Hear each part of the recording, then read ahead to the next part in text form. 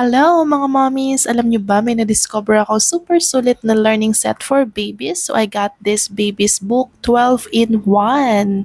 So ang unang reaction, wait, 159 lang? Tapos 12 books na?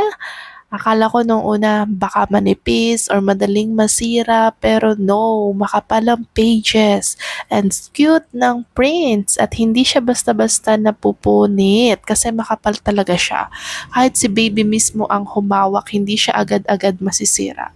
Alam niyo naman, ang mga toddlers mas madalas panguyain ang libro kaysa basahin. Pero ito, sobrang baby-proof. May topics na pang ABCs, numbers, animals, colors, ang dami.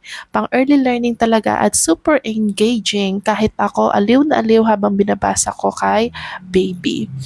Kaya yan, kung kita nyo naman, kahit pinaikot-ikot ko na, inopen ko na din lahat ng pages, sobrang kapal niya talaga, talagang sulit na sulit para sa inyong baby. So, 159 lang.